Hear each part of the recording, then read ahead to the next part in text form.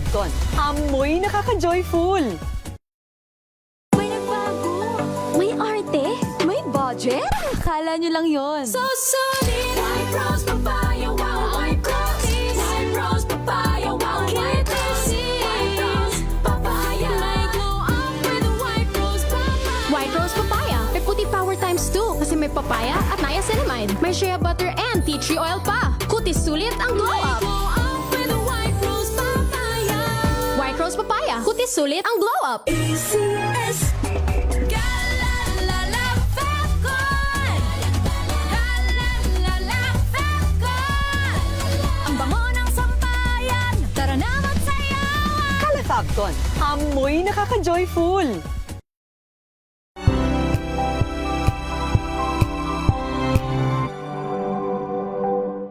Maulan man, no worries na amoy kulog ang damit. Charm Fabcon, bangong kumakabloom, tanggal amoy kulog sa bango ng charm. Kaya gamit ko, Charm Fabcon with Bloom Fresh Technology. Kills 99.9% of kulob-causing bacteria.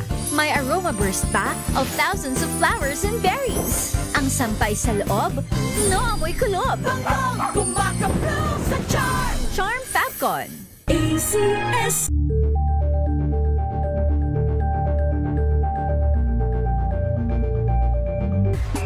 Galalala Fabcon, Galalala Fabcon, ang bango ng sampayan, tara na magsayawan. Kala Fabcon, amoy nakaka-joyful.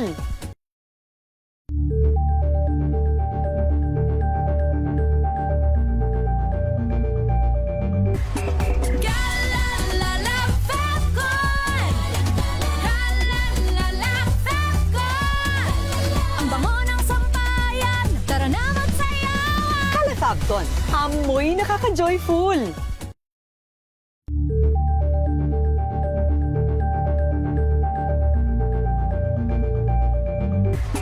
Galalala Fabcon, Galalala Fabcon, ang bango ng sampayan, tara na magsayawan. Kala Fabcon, amoy nakaka-joyful.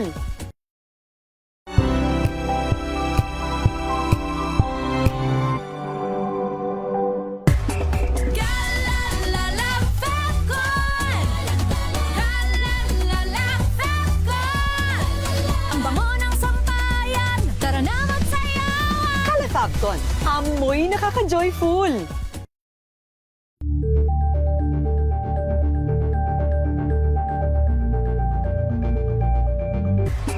Galalala Fabcon, Galalala Fabcon, ang bango ng sampayan, tara na magsayawan. Kala Fabcon, amoy nakaka-joyful.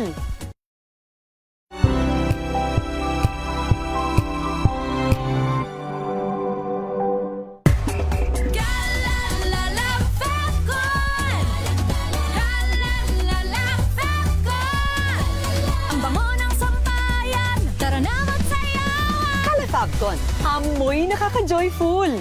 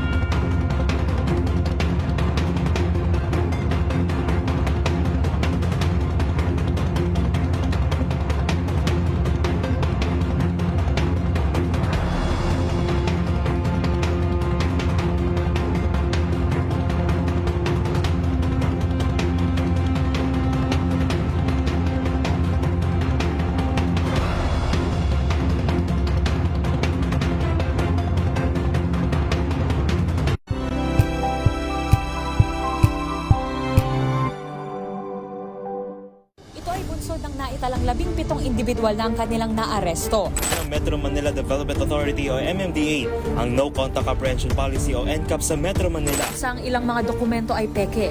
Hindi rin legal ang employment na ipinangako sa kanila. Sa mata ng batas, mananagot ang sangkot at may sala. Dahil sa bawat paglabag, may karampatang parusa.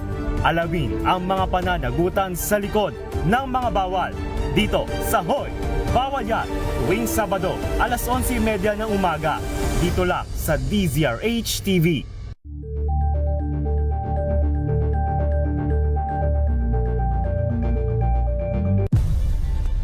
Nagsimula sa pangarap hanggang sa maabot ang tagumpay. Iba't ibang kwento, iba't ibang mukha ng atletang Pilipino. Mas pinatindi, mas pinalakas, at mas pinaaksyon sa Match Point tuwing Sabado, 12:30 ng tanghali sa DZRH TV.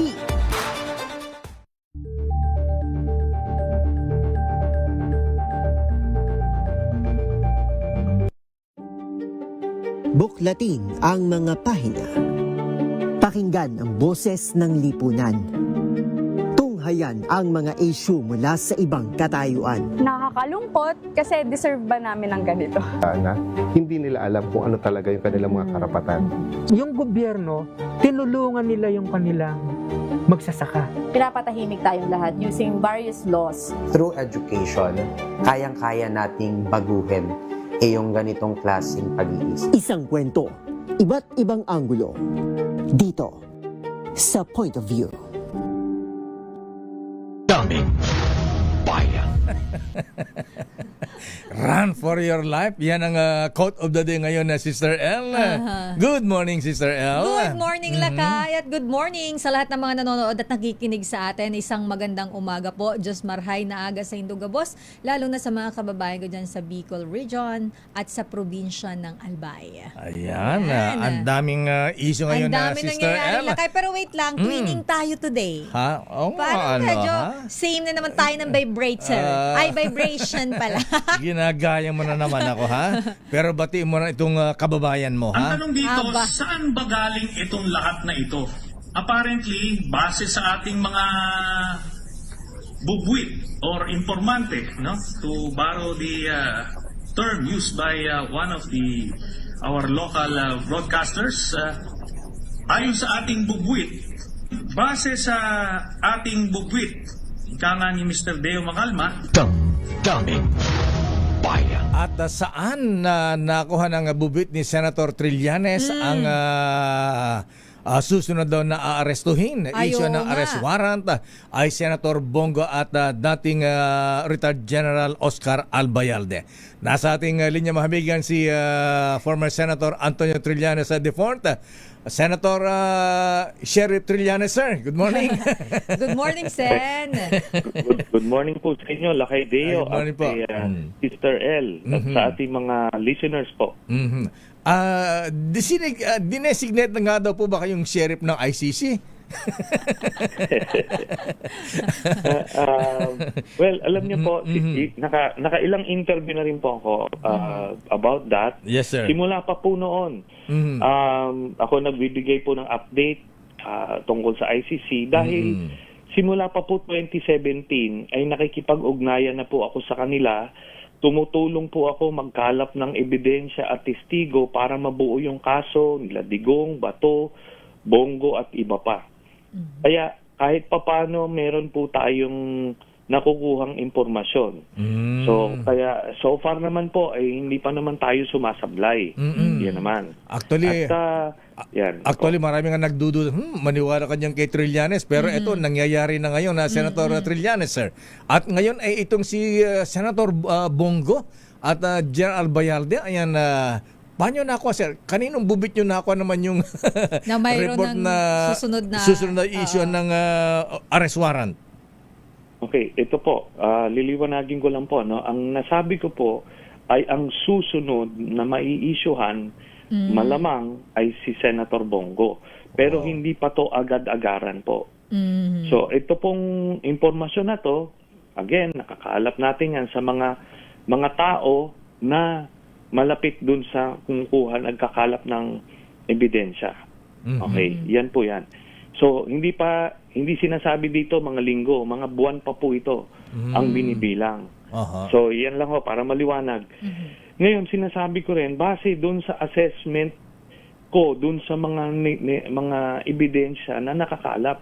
Kasi po, ang tinatawag nilang quantum of evidence o yung threshold na kailangan maabot na ebidensya sa ICC, bilang non-member tayo, ay certainty of conviction. Mataas.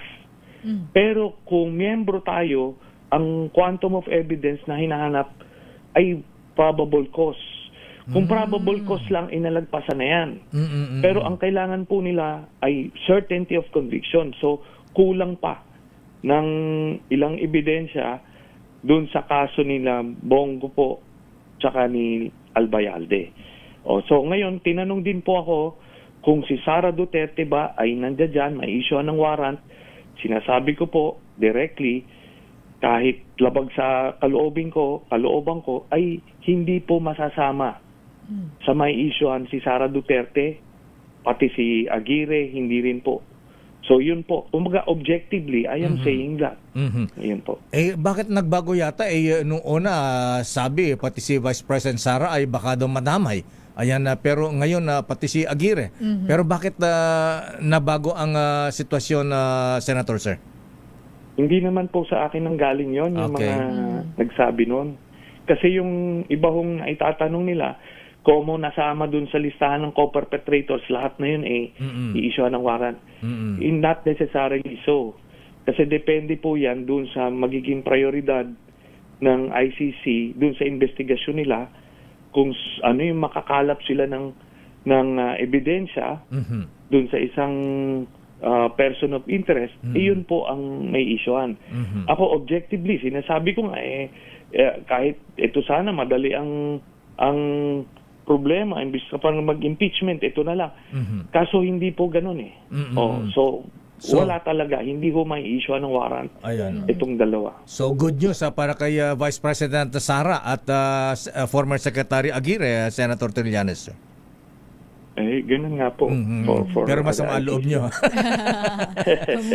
Pero, Sen, ano po ang iyong saloobin or opinion, masasabi nyo po na nagbigay ang Senado ng protective custody kay Senator De La Rosa?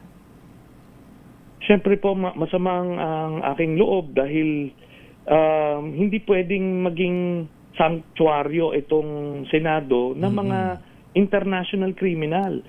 Si Bato po, hindi po, kailangan lang po natin ilagay sa proper perspective.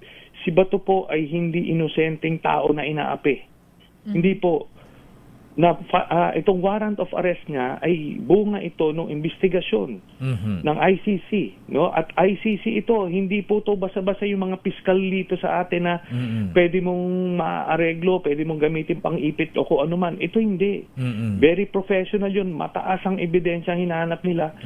Nakita nila na si Bato ay responsible doon sa EJ case na libo-libo ang Pilipinong nangamatay dahil si Digong ang nagutos, siya ang nag-implement bilang hepe ng PNP. Tayo po, saksing buhay tayo nun. Ang dami nangamatay na Pilipino nun.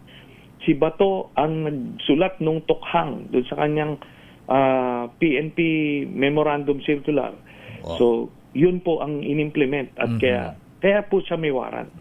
Ayan, Senator Trillanes, sir, ayan, may kumpara lang natin yung lumalabas na video ngayon nung kung kayo ay noong inaresto, kalmadong-kalmado, ayan, Senator Bato, nagtatakbo, ayan. Ano daw ba ininom yung gamot? May pampakalma daw ba kayo? Nung kayo hinuhuli, cool lang kayo. Well, yun na nga po, laki idea, no? Kasi, talagang wala ka na magagawa. Kahit alam ko na mali yung basihan ng warrant na yun. Kasi ang basihan po nun, di ba, tinanggal po yung amnesty ko. Hindi naman po bawal yun. Kinalaunan o pinuwalang visa rin ng Supreme Court. Pero nung panahon na yun, may valid warrant yung PNP, sinerve sa akin, di kailangan ko sumama po doon. Ganun lang po talaga yung kalakaran dito sa ating lipunan. Pinasasamba kayo sa Senado noon, Senator Sir? Hindi na po, kasi voluntaryo naman po ako, hindi naman ako nagpumiglas kagaya ni ano. Hindi ka naman nagtatakbo. O hindi naman ako nagtatatakbo. Kaya nga si Bato ho, binigyan siya ng respeto ng mga NBI agents. Hindi siya ginapos o kung ano man. Kasi nga senador siya, sige, sumama na lang po kayo, voluntaryo, para hindi na magulo. Ginawa niya, hinawi niya yung mga babaeng NBI agents na humarap para nga hinawi niya tapos kumaripas ng takbo. Ano ba naman yun? Tapos humingi ng saklolo dun sa mga senador. Alam niyo po ito, Lakay Deo. Yes, sir. Alam niyo po ba na kung gugustuhin lang ng NBI nung araw na yon, pwede nilang i-implement yun kahit sa loob ng session hall. Wala pong nagbabawal doon. Ganun po ba? At tapos kung sino po ang haharang, pwedeng pusasan. Kagaya po nung ginawa ni General Torre kay Mijaldea na humaharang, siya, pinusasan siya. Ganun po yun, obstruction of justice yun. Kahit senador. Ngayon binibigyan ng espasyo itong Senado para maghunos dili sila. Nagawin nyo yung tama kasi pag pumasok yan ulit at iserve yung warrant, lahat ng sasagabal dyan, yung Senate security man o kung sino, ay pwede silang mapusasan. Ganun lang po kasimple yan. Ayan. Isa pa, Senator. Kung nahuli daw po ba si Senator Bato noong Lunes, totoo bang may nakaredy ng eroplano private jet na magdadala sa kanila sa The Hague? Sana nga po. No? Hindi ko na alam po yung ganyan informasyon. But sana po, nakaredy na para, kasi ganun nga po, no? Kung ano yung in-implement tungkol kay Digong noong time na yon, parehas din naman po ngayon. Ang basihan po yung Republic Act 9851. Ito yung batas natin ng International Humanitarian Law, tsaka yung nagde-define ng crimes against humanity, genocide, etc. Nakalagay po dun sa batas na yon, Lakay Deo, na kung meron pong akusado na iniimbestigahan ng isang international tribunal tungkol sa crimes against humanity, ang ating mga otoridad ay pwede siyang dalhin doon sa international tribunal na yon. Ganun po ka-specific yung batas na yon. Yun po ang ginawing na basihan, ba't dinala sa The Hague si Digong, tapos hindi yan pinawalang bisa ng Korte Suprema.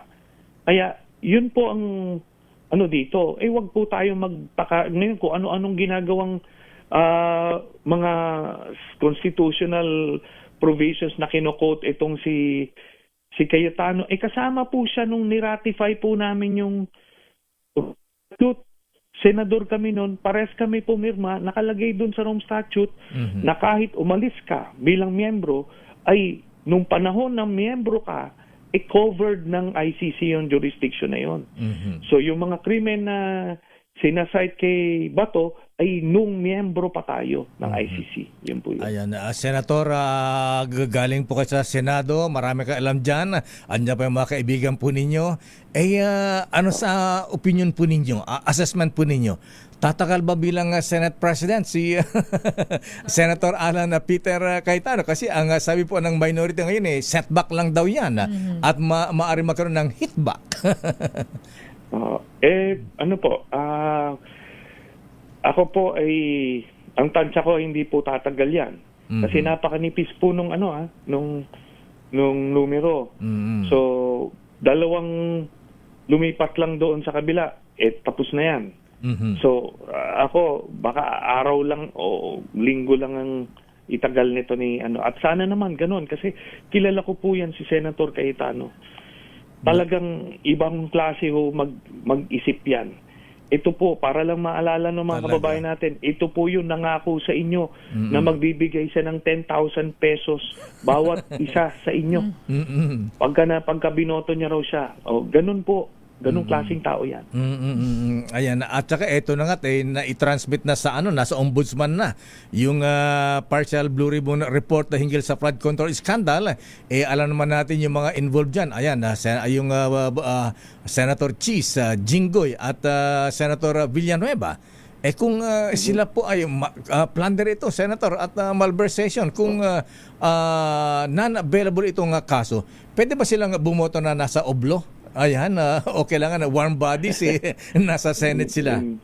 Hindi po, no. Kaya nga po nagmadali silang magpasa ng ng provision ng yung teleconference na pwedeng by Zoom magbotohan, ganon. Sinubukan nila magpasa ng resolution na yon. Kaso, problema po noon, hindi valid yon kasi nung time na yon, hindi pa na-constitute yung Senado, sino yung majority, sino yung minority. Kaya, aantayin pa nila yon, mahabang usapin pa. Kaya nila pinopropose yun para kung sakaling madala man sila kung saan, pwede silang bumoto habang nasa loob. Yun po. Senator Trillanes, sir, ayan nasa custody na ng Senado si Senator Bato de la Rosa. Hanggang kailan ito? Ayan, ang sabi, yung custody daw ng Senado ay habang may session. Pagka natapos ang session, pagka nag-recess kayo ng June ba? Ayan, ano ang mangyayari kay Senator Bato de la Rosa? Ganito po, no? There is no such thing as protective custody. Ang nakalagay po sa saligang batas natin, ang senador ay hindi pwedeng maaresto while in session kung ang krimen ay may penalty lamang ng 6 years or below. Ngayon, ito pong crimes against humanity, life imprisonment po ito. Kagaya po nung ginawa sa akin, while in session po yun nung inaresto ako. Kasi, so walang pwedeng magprotekta sa iyo. Kaya ito pong sitwasyon na yan ay tinotolerate lang yan ng otoridad. Meaning, out of respect para hindi magkiskisan yung dalawang sanga ng gobyerno, pinapaubaya sa kanila na dapat gawin nyo yung tama. Kasi kayo yung Senado, kayo yung gumagawa ng batas, dapat hindi kayo yung maglalabag ng batas. So, hinahayaan lang. Pero pag nag-decide po yung otoridad, pwede pong i-implement yun. At sabi ko nga kanina po, kung sino po ang haharang dyan, pwedeng pusasan for obstruction of justice. Ganun lang po yun. Pero may apela po ngayon ang Senator Bato kay Pangulong Bongbong Marcos. May magagawa ba ang Presidente? Halimbawa, tulungan siya ng Pangulong Marcos. Anong magagawang tulong para siya ay hindi maidiretso sa ICC, Senator Trillanes, sir? Hindi ko po masasagot yun. Pero palagay ko naman, ano na ho yun masyado ng malalim ho yung sugat para sa mga ganyan. Kasi itong si Bato, maaring naiisip niyan magmakaawa.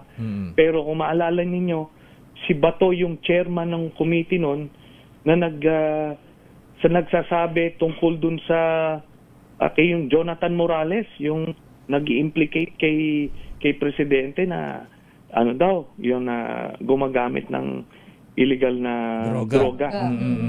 Si Bato de la Rosa po yun. Siya po yun. Yung si Jonathan Morales, kung maalala niyo, yung sa may US mga yata yun. sila. Opo. Opo. So, yan po yan. Masyado malalim mo yung sugat at awan ko kung ba't naiisip nito ni Bato de la Rosa yung mga ganyan after doing everything against the President. Okay, Senator Trillanes, sir, maraming sa paliwanag. Isa na lang pala, ayan. Bakit sumama daw kayo sa mga NBI na magsaserve ng arrest warrant? May hamon ba si Senator Bato sa inyo noon?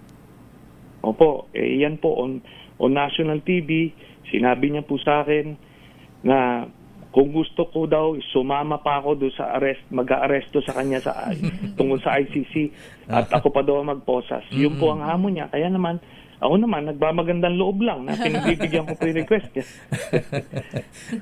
Kaya kayo nandun. Kasi ang tanong, ba't andyan ang Trillanes? NBI agent ba siya? Sheriff ba siya? Meron lang pala si Senator Trillanes na kahilingan ni Senator Bato before. Hamon po. Okay, Senator Trillanes, sir, good morning. Maraming salamat po sa inyo. Thank you. Maraming salamat po sa inyo. Former Senator Antonio Trillanes IV. Ayan, ang self-designate sheriff ba? Biro-biro lang. Biro-biro lang. Pero ano kasi ito lakay parang ang gulo-gulo. Pero ang sabi po ng abogado ng Vice Presidente Inday Sara Duterte Carpio, kaugnay sa impeachment case, articles of impeachment laban kay VP, where's the smoking gun? Nasaan daw ang smoking gun? daming bayan. Andiyan na si Sherwin. Sige, okay na. Ayan, sige, hatawin na natin. Baka mapanis yung regalo. Mapanis yung regalo Oo. nila. At ang quote of the day ay Word of the day Run for natin. your life.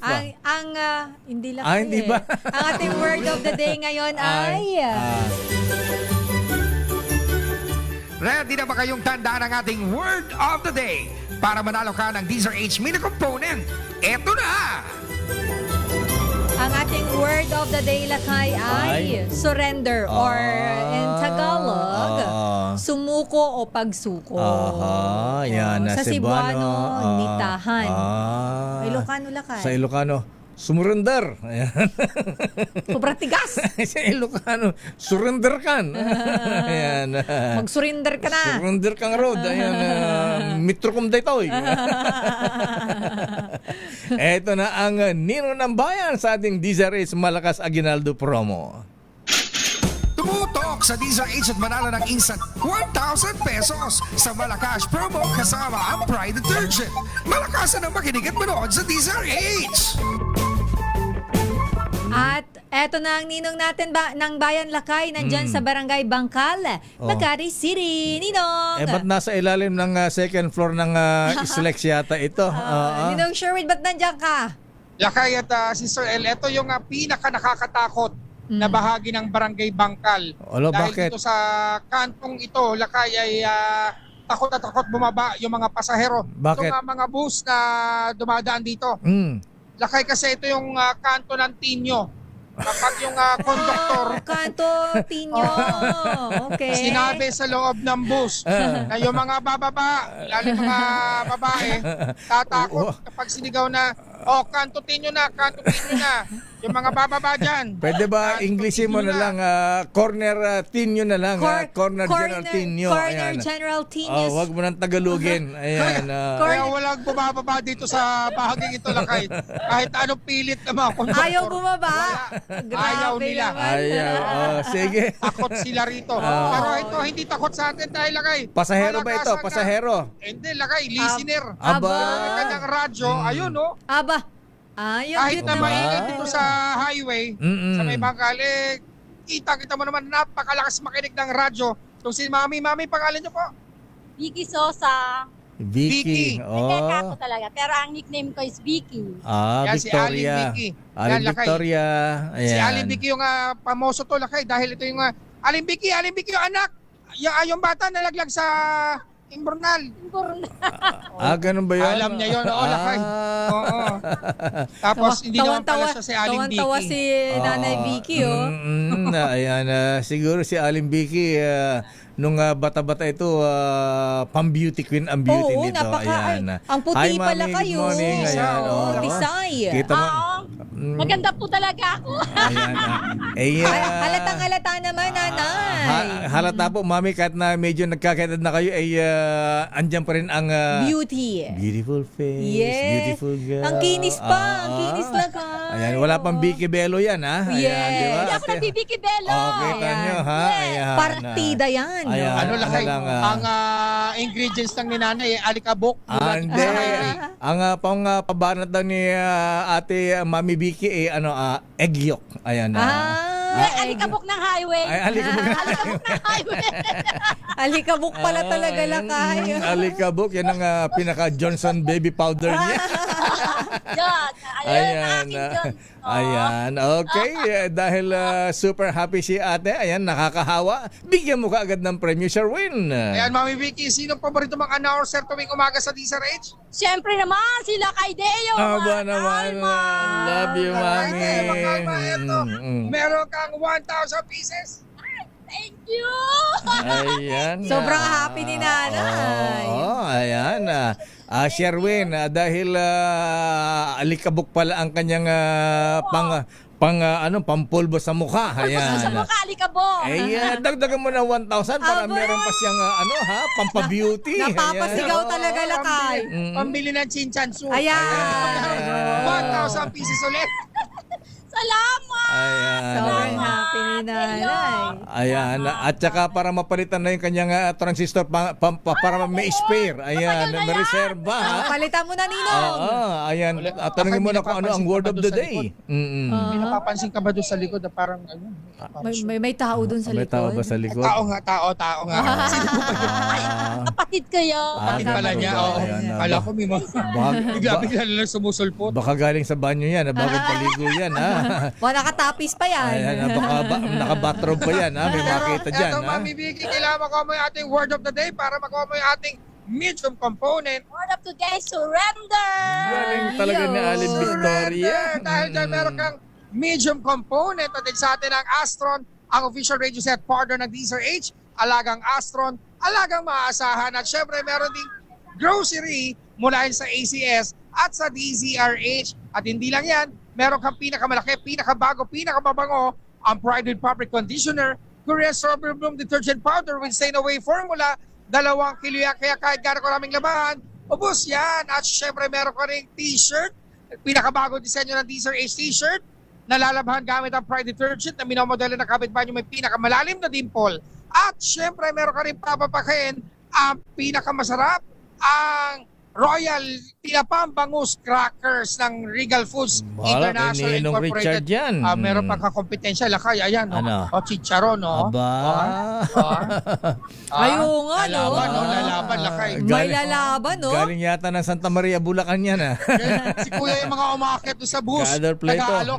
Yung sa bus. Nagbibenta ng chicharon lakay. Bigyan mo ng t-shirt si kuyang Bigyan mo daw vendor. ng Bigyan mo ng t-shirt t-shirt yan. Si Kuya. Para naka-DZRH uniform. Ayan na, para pagka sumasakay sa mga bus nagtitinda ng chicharon Naka-DZRH. ayan na, presentable siya. Salamat! Salamat. Welcome, Salamat, Mami. DZRH. Yan, mabuhay pa kayo, Mami. Stay beautiful. Leo, salamat! Elaine! Thank you, welcome po, Nanay. Mami. Muamua, Ingat po kayo palagi. Ako, maraming salamat at syempre sa mga nais manalo ng 1,000 pieces. Laging tumutok sa DZRH. Baka na susunod dating winner sa DZRH Malacash promo kasama ang Pride Detergent. RH number 6, Sherwin Bata Alfaro, DZRH. Una sa Pilipinas, una sa Pilipino. Maraming salamat, Ninong Sherwin, at kay Aling Mami Victoria. At babalikan natin lang pang mga reports. Sandali lang mga Raymond at Paas. Days nga lang ba o weeks? Ayan. Or months. Or more. Or depende sa forthwith ng ombudsman. Ayan. Talaga naman talagang bilog ang bola. Ika nga, ha? Ayan. Life is like a wheel. Parang gulong lang yan si Sir El. Minsan nasa ibaba, minsan nasa bubong ng bahay. Minsan nakapatong sa bubong. Ayan, pandagan ng yero para hindi liparin. Yes. Standby, Raymond at Pa. Standby man ang Milky Rigunan. Kaya pala ang Secretary Cheloy Garafil, ang Justice Committee ng Kamara, hindi nagmamadali. Ayan, baka daw bait yung sabi ni Senate President Alan na forthwith. Ayan, dalhin nyo rito. Ayan. Baka magkatuloy sinasabi ni Attorney Mac. Ayan. Kung may nag-file ng motion to quash, dismiss, baka diretso sa basurahan. Ayan. Sa tragedy, That's the tragedy. Wait a time with patience, mga bishops daw, mga CBCP. Hindi na magbago ang liderato. Ganon? Ayan, Kasi masasayang lang. Oo, masayang. Pagka naibasura yan, talo na sila. Talo. Ayan. So, sabi Potentate, ayan, sabi, wait a time with patience. Standby Milky, standby Raymond at Paas, standby Giselle Ricafort, Ora Sister L. It's 9:12. This time check is brought.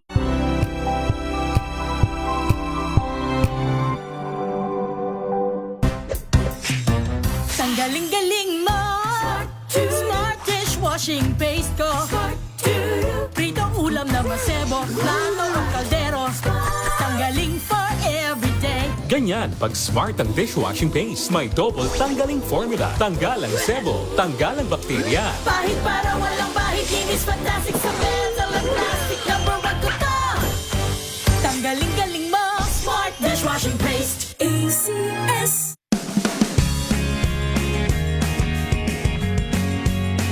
Unboxing MXV Tea. This is a unique combination of mangosteen and pandan. Each box has 20 tea bags that can be steeped to 1 glass or up to 1 liter of water. Enjoy it hot or cold. Shop at Lazada,